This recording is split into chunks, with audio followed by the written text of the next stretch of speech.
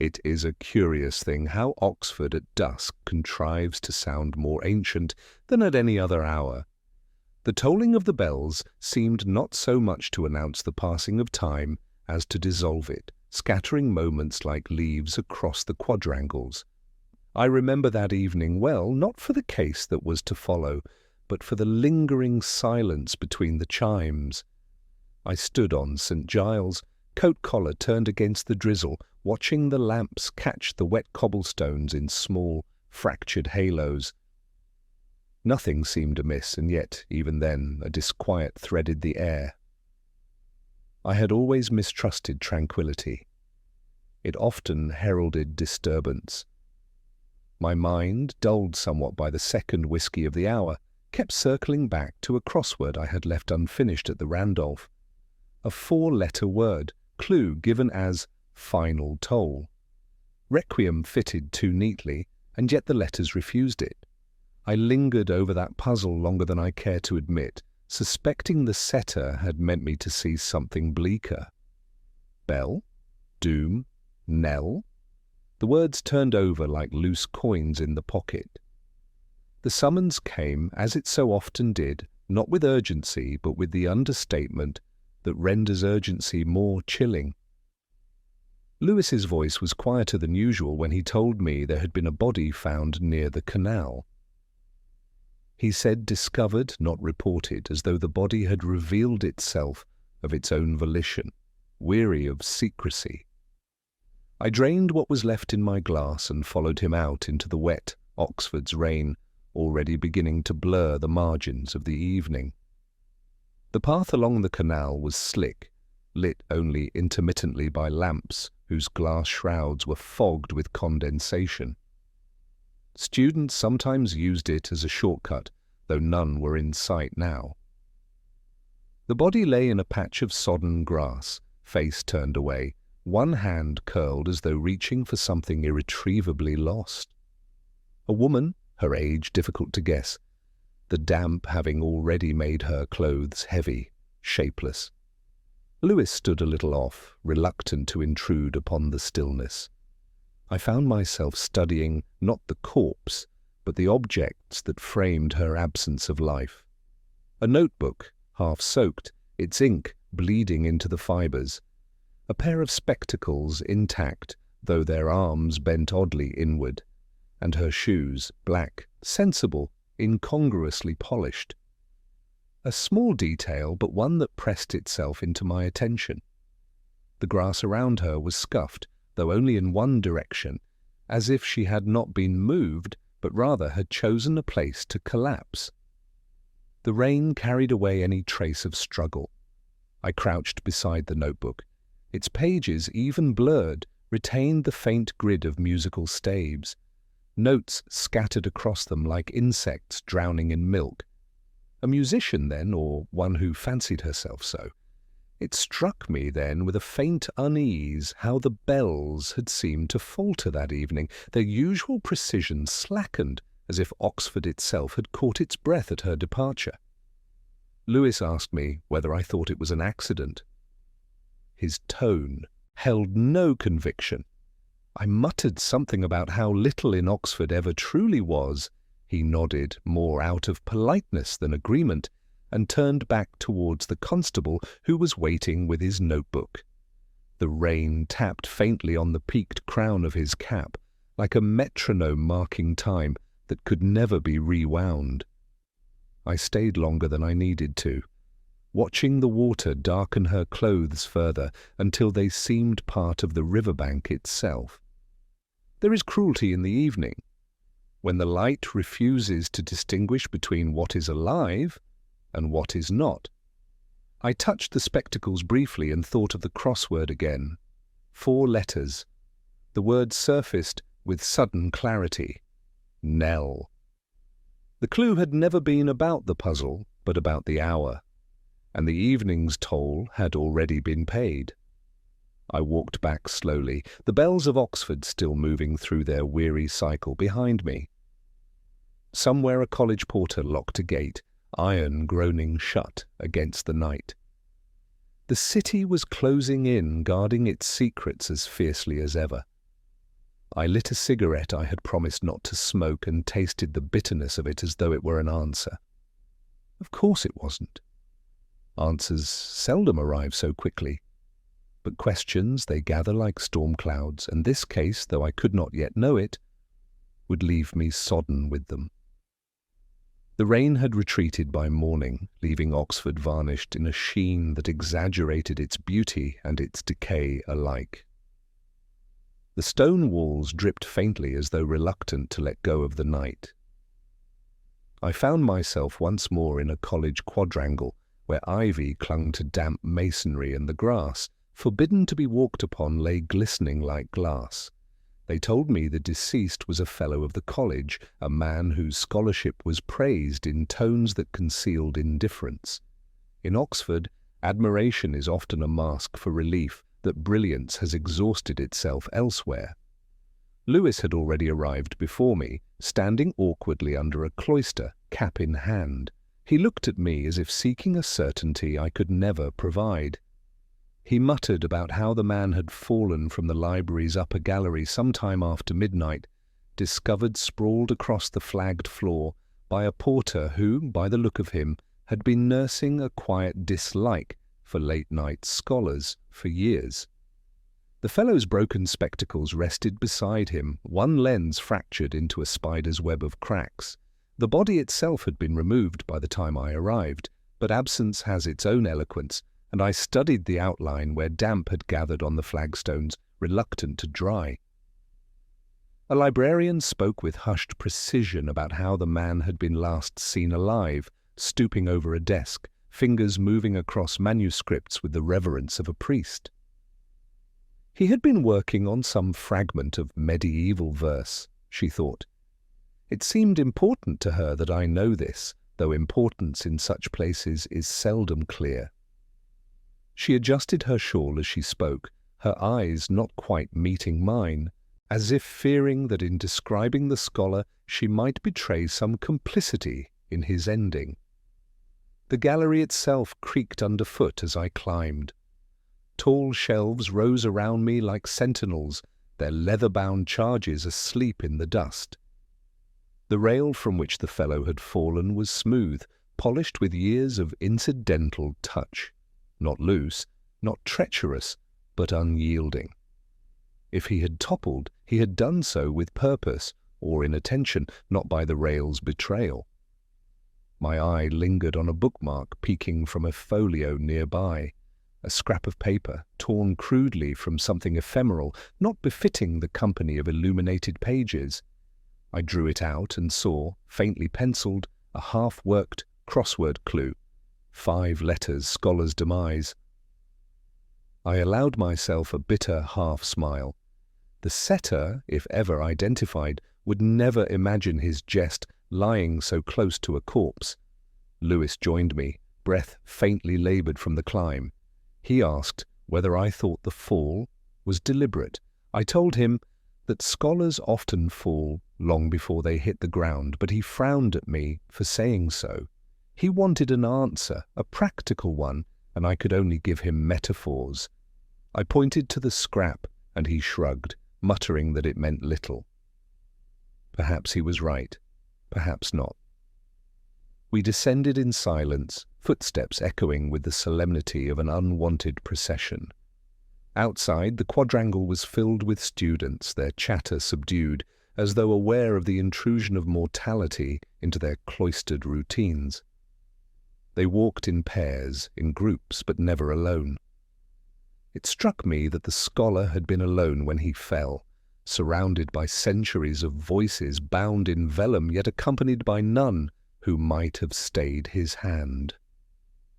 Later, over tea in a senior common room that smelled faintly of damp wool and extinguished fires, I heard fragments of conversation drift across the oak-panelled walls.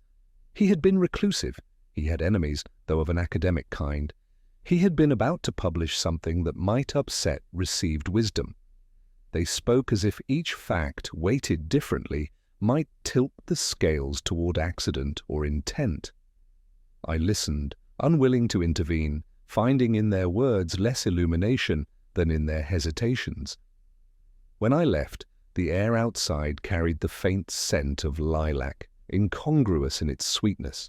I paused under the gatehouse arch, watching the play of light on wet cobbles. The bells began again, tolling the hour with indifferent gravity. I thought of the crossword scrap, its unfinished clue.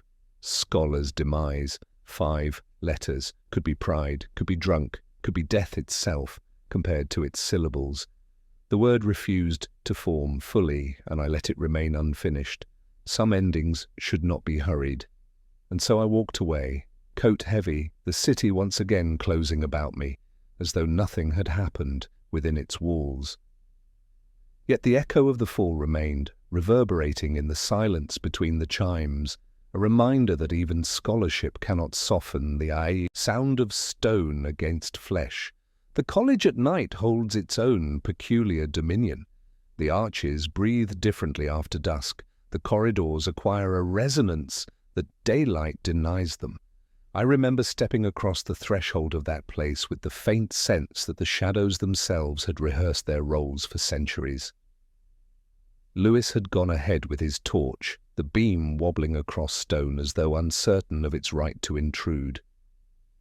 They said the dead scholar had been unpopular, not reviled, not despised, merely disliked, in that peculiarly Oxfordian way that dresses dislike as irony.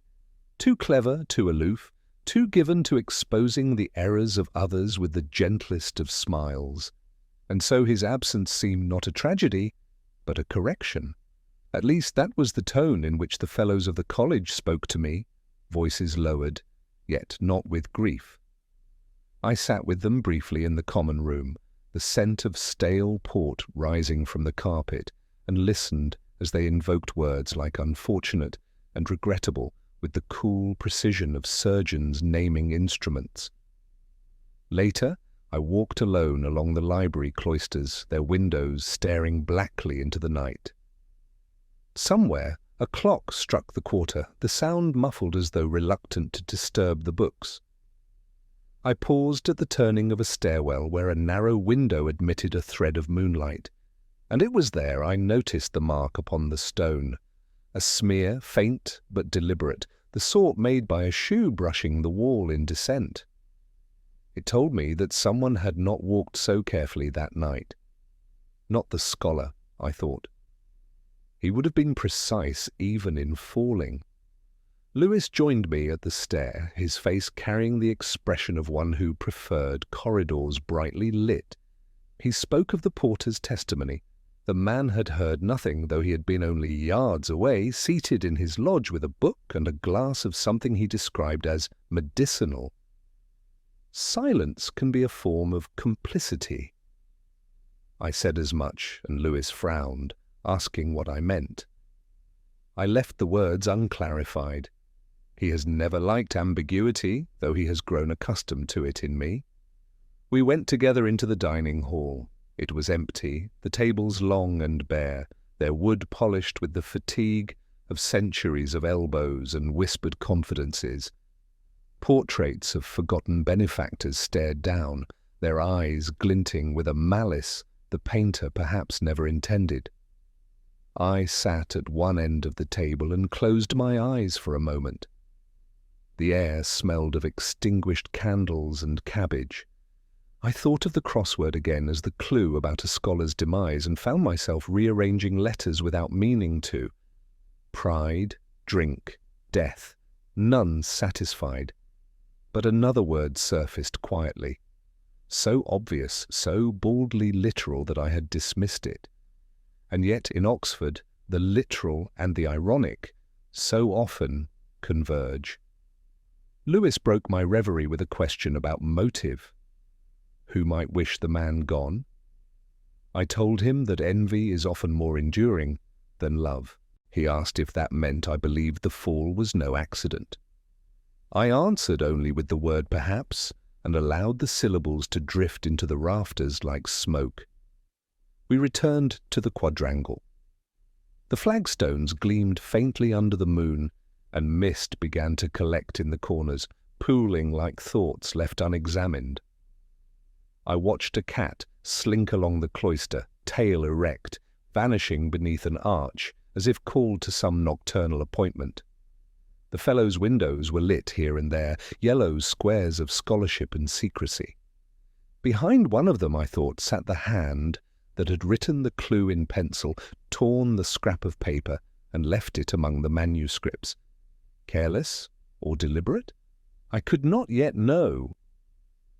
The bells tolled again, drawing the hour out like a thread. Lewis shifted beside me, the damp creeping through his shoes. He muttered that it was too late for investigations, too late for thinking. I did not contradict him, though my mind wandered still among the shadows of the college, where silence guarded its hoard more fiercely than any warden. The night closed in, and with it the certainty that the dead scholar's fall was less a conclusion than an opening phrase, and Oxford, that great keeper of ambiguities, would not give up its meaning without resistance. It was the bell that gave me pause, not the sound itself, though Oxford is never without bells, marking time with a tenacity that mocks our efforts to ignore it. No, it was the memory of its timing. The porter had said he heard nothing until the moment he found the body sprawled on the flagstones. And yet the college clock had chimed then, in the half-hour. The two events had coincided, and I wondered whether coincidence in Oxford was not simply another name for arrangement. I retraced my steps to the porter's lodge. He was an old man, shoulders bowed by years of vigilance disguised as indifference. He spoke again of the silence, of how he had been reading and had nearly dozed. He insisted the bell startled him awake, and only then had he seen the shadow by the library door. But I noticed, as he gestured, that his wrist bore a faint indentation where a watch had once been. He had no watch now, he had only the bell to tell him when the night moved. And so his memory was not of time itself, but of sound shaping it. He might have confused one toll with another. I said nothing, but the thought lingered like the smell of pipe smoke in the old oak. Lewis, meanwhile, had been making his slow circuit of the quadrangle. He returned with a name on his lips, a junior fellow who claimed to have been working late in his rooms, light visible in his window even past midnight. The man had told Lewis he had heard the bell distinctly, but nothing else. A perfect alibi, he implied, for one who could not have been elsewhere. But I remembered the angle of his staircase. From his window he would have faced the tower directly, the bells tolling, amplified, unmissable. To notice its sound was inevitable, to notice nothing else was perhaps less so. I climbed the stairs to his rooms the next afternoon. Books lay in careless drifts across the desk, their spines bent in submission. He greeted me with the politeness of one confident of his innocence, a smile hovering as though amused by my presence. We spoke of the dead man, of his scholarship, of the petty rivalries that nourish themselves in cloisters. He dismissed them lightly, too lightly, his fingers brushing dust from the sleeve of his gown. He said the man was difficult, but brilliance often is. He said he had no reason to wish him harm, all very plausible. And yet as he spoke, he reached for his spectacles on the desk, and I noticed the lenses were clear glass. He did not need them to see, he needed them to appear studious, the better to inhabit the role. A small performance, but one that unsettled me. I asked him, almost idly, whether the bell had struck on time that night. He hesitated too long before replying that it had, yes, precisely, as expected. Yet I recalled my own walk through the city that evening, how the bells had seemed uneven, faltering, as though time itself had slipped. His certainty rang louder than the chime he described, and certainty in Oxford is often the sound of invention. Lewis later asked me what I had gleaned. I told him little, only that alibis are rarely as airtight as their owners believe. He looked weary, impatient, as though I were withholding the very marrow of the case. Perhaps I was. or perhaps the marrow had not yet revealed itself. I am not sure I have ever believed in revelation. Only in fragments assembled slowly, often incorrectly, into shapes that might resemble truth if the light catches them kindly. That evening I returned once more to the quadrangle. The bell tolled again, slower this time, as though mourning its own complicity.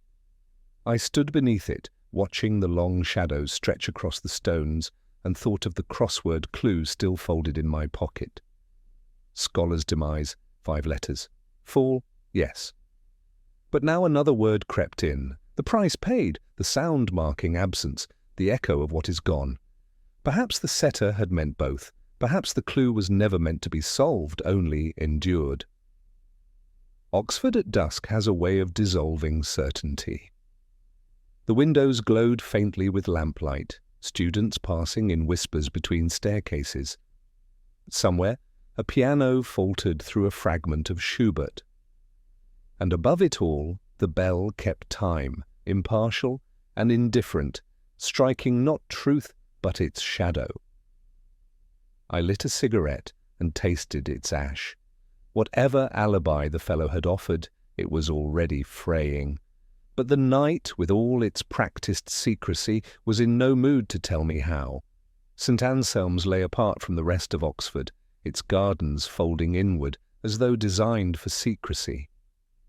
The rain had softened into mist by the time I crossed the threshold, and the ivy, darker for the damp, pressed close to the mullioned windows.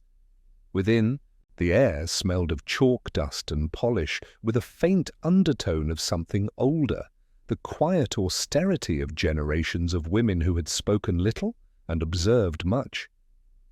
Lewis remarked that it felt like a place where time held its breath.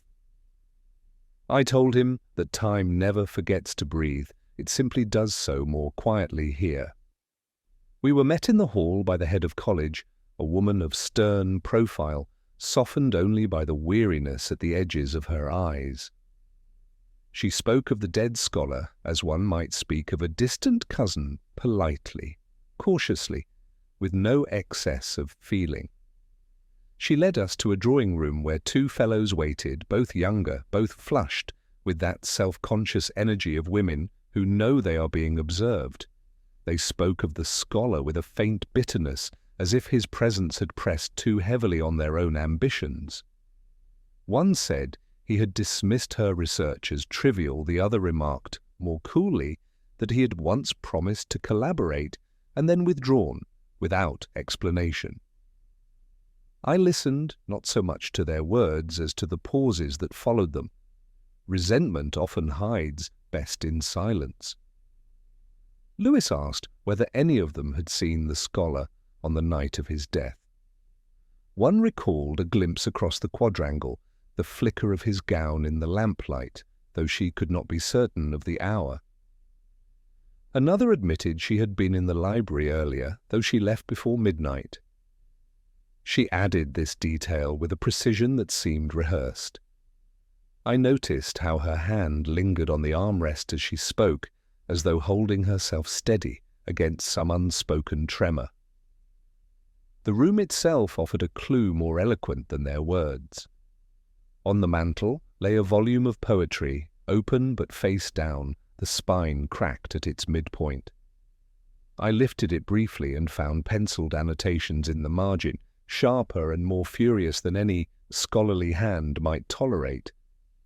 A quarrel conducted silently, perhaps, with a text that resisted her, or with a man who had dismissed her work.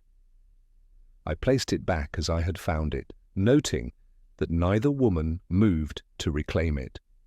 Later, I walked through the cloister alone, the rain seeping faintly through the worn arches. The college bell chimed, softer than others in Oxford, its tone almost apologetic. I thought again of the crossword folded in my pocket, scholar's demise, 5 letters, fall tollies. But another possibility suggested itself in the hush of the cloister envy, a word as sharp as the air, as invisible and as fatal in its persistence. Lewis caught up with me, his shoes squeaking faintly on the flagstones. He asked what I made of them, the women of St. Anselm's. I said they were scholars like any others, capable of brilliance and capable of cruelty. He pressed me further, impatient, as though I might produce confession from reflection. I told him that ambition often leaves fingerprints, but they are seldom visible to the constable's torch. He muttered that I was being difficult, and I said, nothing, for he was right.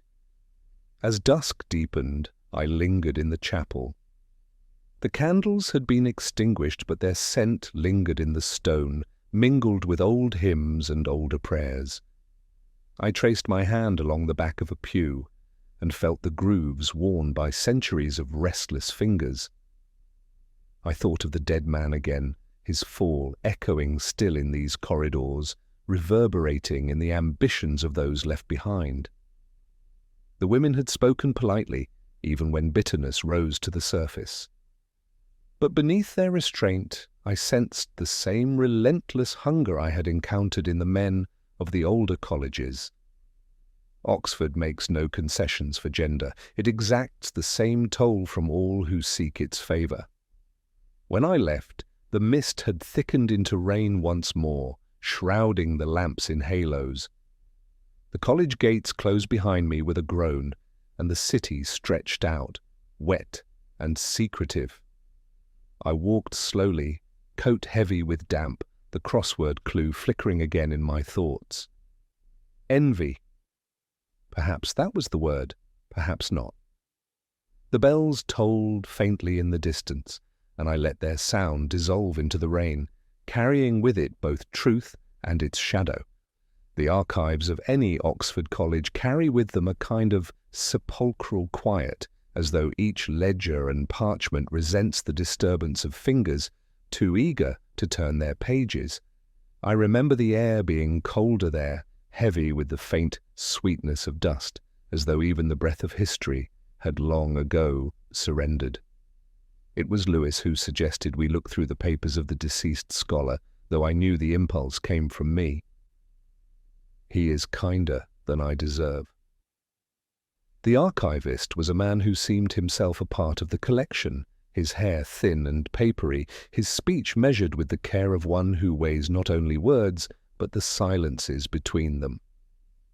He guided us down a narrow stairwell, its steps bowed by centuries, into a room where the light fell in reluctant pools from a single lamp.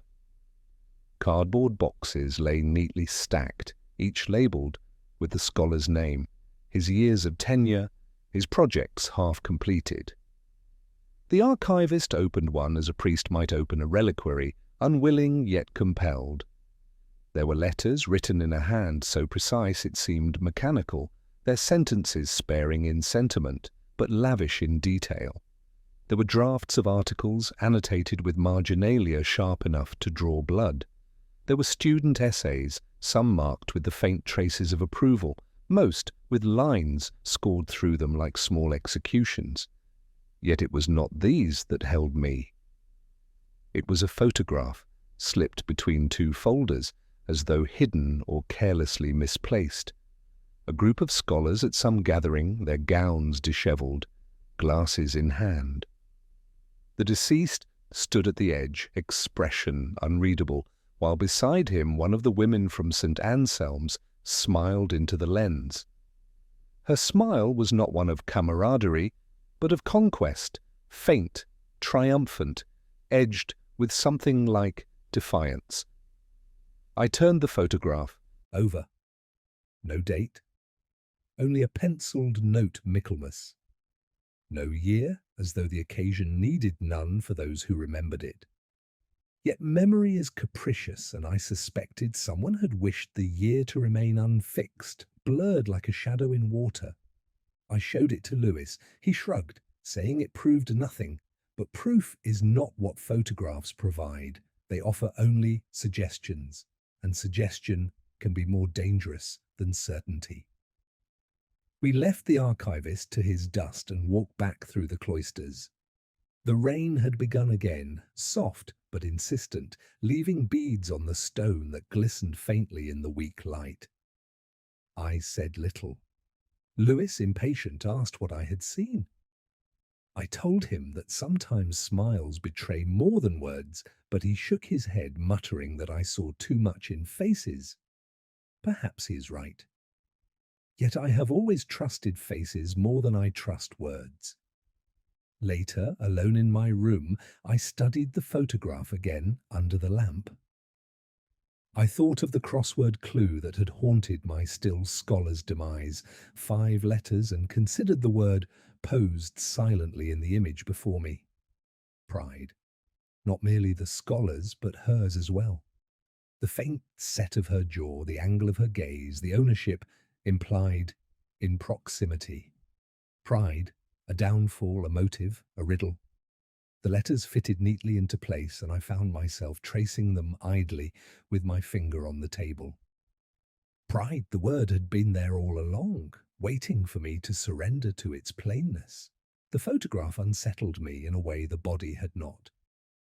Death can be a clinical image of life, however, holds its cruelties in suspension. I wondered whether the woman still remembered that night, whether the scholar had understood the expression that played upon her face, whether anyone else had noticed.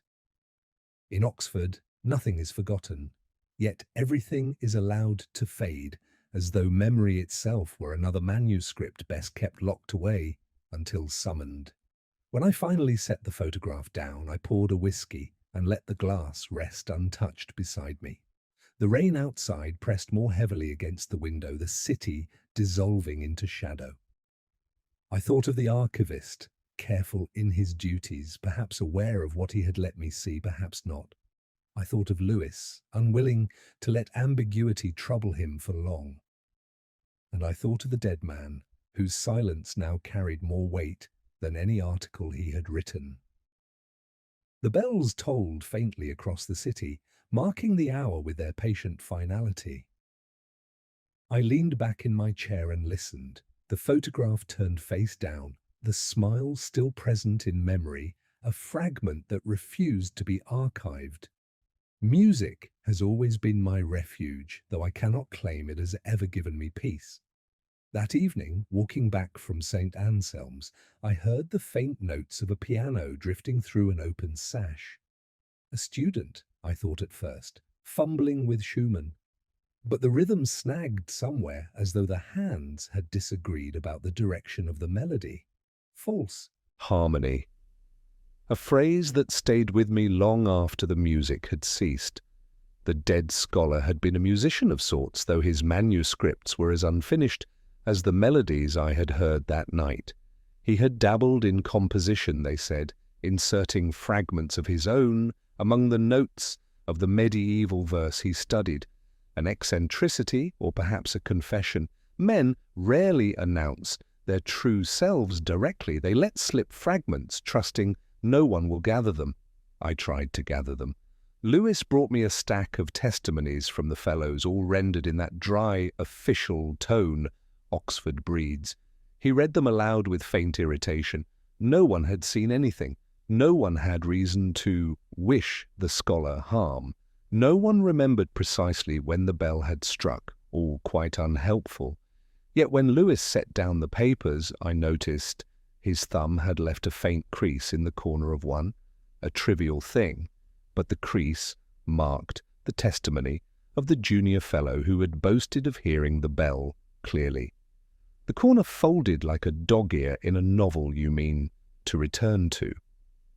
Lewis had not done so consciously. His instinct had marked it for him. Mine confirmed it. I walked later across the quad, rain stippling the flagstones, the lamps blurring in the mist. The college choir was rehearsing somewhere, the voices rising faintly above the cloister walls. The harmonies were pure until a single note, too sharp, broke the chord. It was corrected swiftly, but the echo lingered. I thought of the testimonies again. So many voices in unison proclaiming ignorance, and yet one note, too certain, too precise, threatened to betray them all. I have learned that it is not the mistake that matters, but the speed with which it is disguised. The chapel doors stood ajar, and I slipped inside. The singers had gone, leaving behind the faint smell of candle wax and damp stone. On the lectern lay a hymnal, open not at the last piece sung, but at a page near the centre. I scanned the lines, and there it was, a hymn written in a hand, not the printer's, slanting, hurried. The words were altered. Harmony replaced discord, joy with envy, a private joke, or something sharper. I closed the book quietly and left it as I had found it, though the words remained with me like a tune that would not loosen its hold. Lewis asked later why I seemed troubled. I told him of the hymn, though not of the photograph I had kept folded in my coat pocket. He frowned, unimpressed. He said students are always scribbling nonsense in margins. I let him believe it. But I had seen the hand before, not in music, but in the annotations of a manuscript in the archives, a small concordance of gestures, invisible unless one has trained oneself to notice.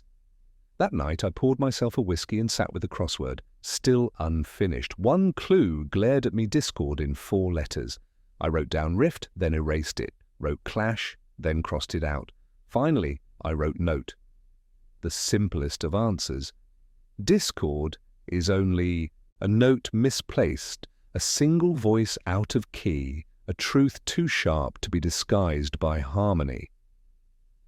I stared at the letters until they blurred, and thought of the choir, of the testimonies, of the photograph, of the woman's smile.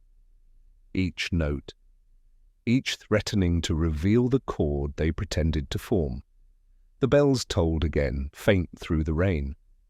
Oxford, in its infinite patience, was keeping time as always. But within the cloisters of that college I felt the harmony was false, stitched together too neatly, waiting for a hand careless enough or bold enough to let the truth sound. The room was too warm, as though she had lit the fire hours before my arrival, and refused to let it die. Curtains drawn, lamps low, the air thick with the scent of roses that had already begun to turn brown at the edges. She greeted me with the restraint of one who had rehearsed both grief and its denial, and sat opposite me with her hands folded in her lap, as though they were someone else's hands, borrowed for the occasion. The widow. A word that carries its own sentence before the woman has uttered a thing. Lewis hovered by the mantel, ill at ease, muttering something about tea, which she declined. She wanted whiskey, she said softly, and I poured it for her from a bottle half hidden among the books on her husband's desk. The glass trembled faintly in her grip, but her eyes remained steady. I had seen that steadiness before in the faces of those who choose their words with surgical care. She began with recollections of their marriage, the careful construction of a scholar's life, shared in cloisters and conferences, the silences that lengthened between them until silence itself became the language they spoke. He had been difficult, she admitted, but brilliant. I asked her whether brilliance was consolation enough. She did not answer, only stared at the roses as though they had betrayed her by dying too quickly. Lewis asked the questions expected of him: where she had been, what she had heard, whom she had seen. She answered them without hesitation, the responses falling into place like stones laid across a river. But I noticed how her fingers tightened whenever his name passed her lips, as though the syllables were too heavy to be borne without resistance. Grief should weigh differently. Hers was taught, rehearsed, almost precise. At one point she excused herself to fetch another log for the fire. When she bent to place it on the grate, her sleeve slipped back, and I saw faint ink stains on the side of her hand, the sort that come from hurried marginal notes. Not fresh, but not ancient either. I remembered the altered hymn in the chapel, the annotations in the manuscripts, the handwriting slanting slightly downward as though pressed by impatience. Faces may lie, but ink is less discreet. I said nothing, only marked it. When she returned, she looked directly at me for the first time. She asked whether I believed her husband's death was an accident. I told her that, in Oxford, accidents are rarely accidental. She smiled faintly, a gesture both bitter and weary, and said she had told him once that his pride would destroy him. She claimed she had not meant it as a prophecy, and yet she added, perhaps some prophecies fulfill themselves simply because they are spoken aloud. Lewis shifted uneasily, sensing something in her tone he could not name. He asked her whether she loved him. She paused long enough to turn the question into its own answer. At last she said she had loved the man he had been before Oxford claimed him, before scholarship consumed what little tenderness had survived. She loved the echo of him, not the man himself. Her voice cracked only once, not at his name, but at the word echo. As we left, she placed a hand on my arm, briefly, firmly. She said she hoped I would not mistake absence of tears for absence of truth. I told her that truth rarely announces itself in tears. She released me then, retreating to her chair, her face already fading into the half-light as though she belonged more to the shadows than to the fire. Outside, the night was heavy with drizzle, the pavements shining beneath the street lamps. Lewis muttered that she had confessed nothing. I told him confessions seldom arrive in declarations. More often they arrive in omissions, in the angle of a smile, in the ink stains left unwashed. He asked what I meant, and I told him only that her words had been in harmony, but her hands had betrayed the discord. Back in my room, I unfolded the crossword again. A new clue caught my eye, truth, concealed in 7 letters. I considered answers, secrets, silence, absence, none satisfied. At last I wrote nothing at all, leaving the space blank. Some truths resist confinement, some are confessed only in whispers that are not meant to be heard. I poured myself another whisky and listened to the bells outside, their chime steady, impartial, as though reminding me that time, unlike people, never dissembles. It was in the senior common room that I first heard the line repeated, halfedly, as though borrowed for decoration. One of the fellows, glass of sherry in hand, had said that the dead scholar had often quoted it himself. Tennyson, he thought, or perhaps Browning. The words were meant to lend gravity to the man's erudition, but what lingered with me was the faint sense that they had not been his at all. Misquotation is a small betrayal, yet often more revealing than accuracy. A man reveals himself in what he forgets as much as in what he remembers. I lingered by the fire, the smoke coiling upwards as the others spoke with guarded relief about the absence of his sharp tongue. One woman remarked that he had been brilliant but careless, especially in his speech. Another said nothing, only refilled her glass and looked into the coals. Their grief, if it existed, was private. Their indifference was not. Lewis nudged me, muttering that we were wasting time listening to academics dissect their colleague's character. I told him that character is often the only clue we are given, though he rolled his eyes at the thought. He prefers footprints to philosophy. I prefer what slips unnoticed between words. Later, in the library, I searched through the scholars' books. His shelves were lined with poetry, all annotated with a hand as sharp as a scalpel. In one volume of Tennyson I found the very line that had been quoted earlier, but altered. The scholar had written a correction in the margin, in his precise, narrow hand, as though offended by the error of memory. He had written the line as it ought to be, underlining the word that had been misplaced. I closed the book and considered. If the widow had repeated the line as they said she had, and had repeated it wrongly, then she had never read his corrections, or she had read them and ignored them. Either way, it told me that she knew less than she claimed. When I asked her later about the line, she smiled faintly and said it had always been his favourite. She recited it again, the same wrong word inserted. I asked her whether she was certain. She replied that she had heard him say it often, in arguments, in bed, even at the piano. Her voice trembled only once, not at the memory of him, but at the word she had chosen. I knew then that her certainty was rehearsed. The dead man would never have allowed such an error to pass his lips without correction. He was too proud for that, and pride, I thought again, was the truest clue of all. Lewis was unconvinced. He said people misremember all the time. I told him that misremembering a poet is forgivable, misremembering a husband is not. He shook his head and muttered that I was imagining significance in trifles. Perhaps I was, but trifles in Oxford are often the substance of truth. That night I walked the cloisters alone. The rain had paused, but the flagstones remained slick, reflecting the faint light of the lamps. A porter passed me, his keys clinking faintly, and nodded without words. The silence of the college pressed close, heavy with centuries of unspoken confidence. I thought of the widow again, of her ink-stained hand, of the smile in the photograph, of the false harmony in the hymn.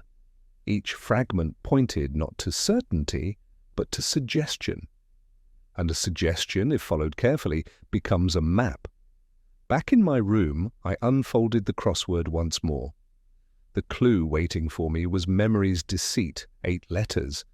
I tried forgetful, then error, then fiction, none satisfied. At last I wrote misquote. The word sat there, simple, almost mocking. A misquote can alter meaning entirely, turning truth into shadow, loyalty into betrayal. I let the pencil rest beside it, the letters stark against the grid. The bells tolled midnight, their sound patient and indifferent. I leaned back, whiskey untouched at my side, and thought of the dead scholar correcting his margins, his hand steady, his pride intact, and of his widow repeating the line wrongly, as if she had never known him at all or had known him too well to repeat him faithfully. I closed my eyes and let the echo of the bells settle. Oxford thrives on misquotation, on half-truths dressed as memory. And perhaps that was what I was left with, fragments, altered lines, and the silence between them. Oxford is never so eloquent as when it says nothing. I remember that evening, walking back through the quadrangle, with rain beading faintly on my coat, and hearing only the echo of my own steps. The city thrives on whispers, on argument, on the clatter of thought turned into speech, but that night it seemed to withhold all of it, as though silence itself had conspired with the stones. Lewis trailed a few paces behind, his shoes squeaking against the damp. He said he could not understand why people spoke so little of the dead man's life, why every answer felt rehearsed, clipped, guarded. I told him that in Oxford, silence is often the heaviest testimony. He muttered that silence proves nothing, but I thought it proved everything, that the absence of grief, or outrage, or even relief, was its own confession. We visited the chapel, now empty of choir boys, the pews cold to the touch. I stood near the lectern, remembering the altered hymn I had found there days before. The page had been replaced, the handwriting erased by time or by intent, but the memory of it lingered. Someone had taken trouble to restore order, to efface the mark of envy written in haste. Silence had been repaired, as though noise had never existed. I ran my hand along the wood, and thought of the widow's voice, trembling not at love, but at echo. Lewis asked if I believed she had killed him. I did not answer. To name a silence is to destroy it. Instead, I asked him whether he remembered the bell that had faltered, the moment when time itself seemed unsure. He shrugged, said, bells were misstrike all the time. Yet I recalled too clearly the scholar's obsession with precision, his corrections in the margins, his disdain for error. He would not have allowed a misquote, let alone a mistimed bell, without remark. And now he was beyond remark, his silence heavier than any bell. Later, in the senior common room, the fellows spoke in lowered tones, though the subject was no longer the man himself, but the inconvenience of inquiries.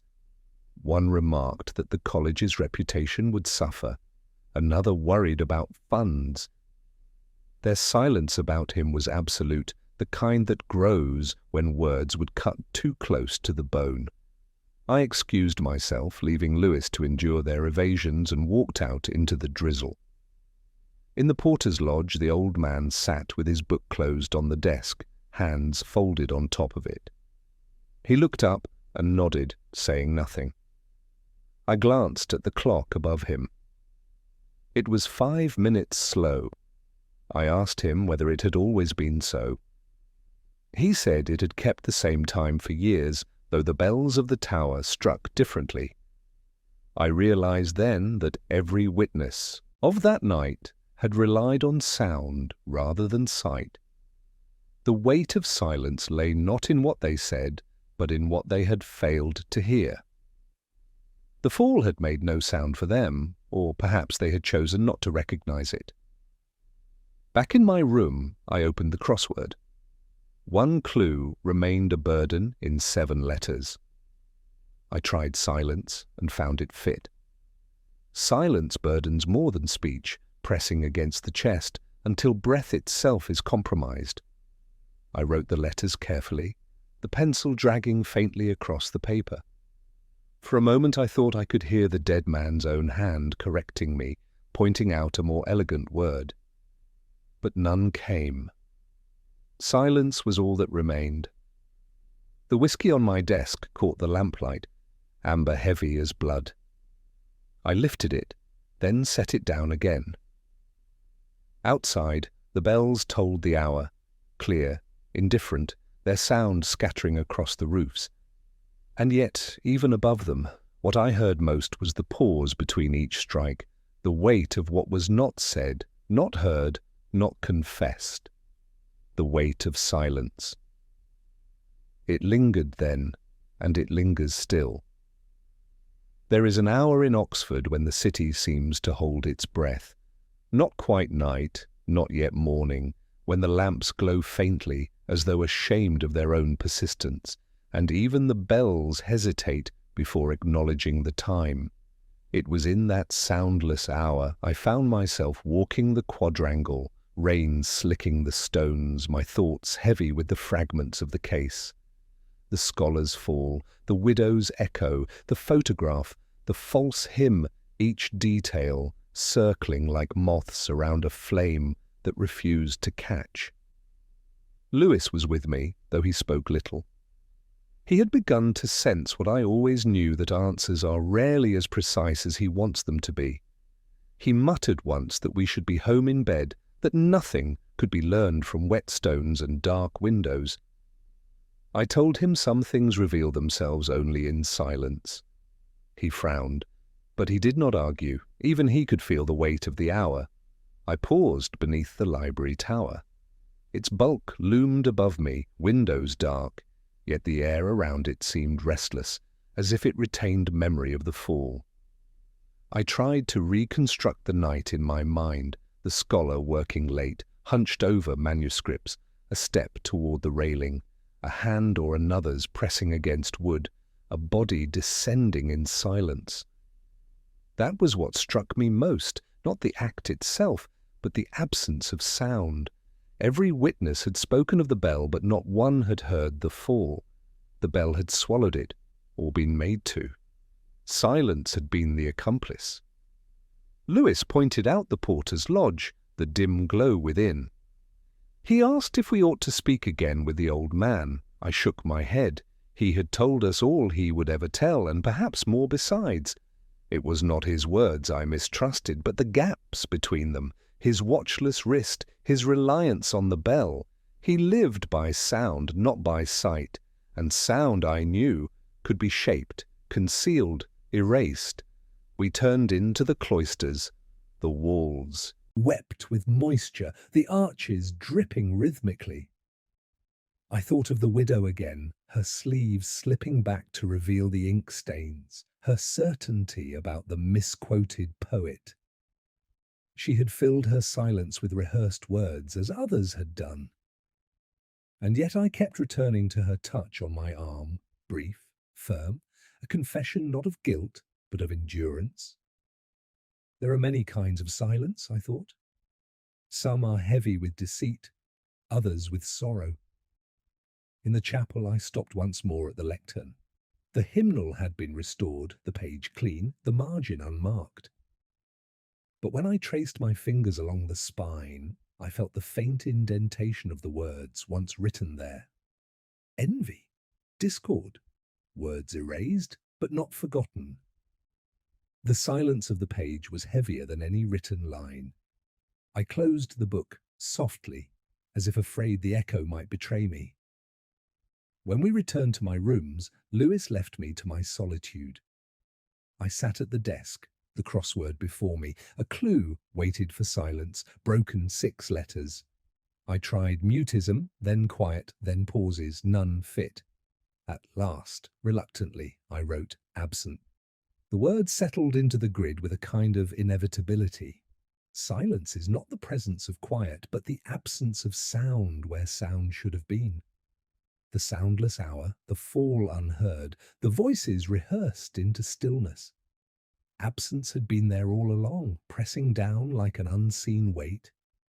The whiskey in my glass tasted sharper than usual. I drank slowly, listening to the faint creak of the building around me, the drip of rain in the gutter outside.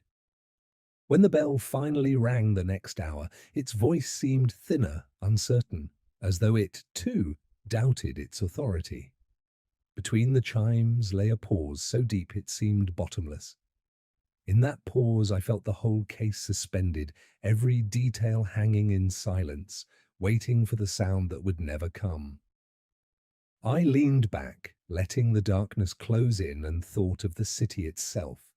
Oxford thrives on words, lectures, sermons, but it is its silences that endure. In them lies the truth, or what passes for truth, in a place that survives by concealing as much as it reveals. The soundless hour had passed, but its weight remained, pressing down on me still.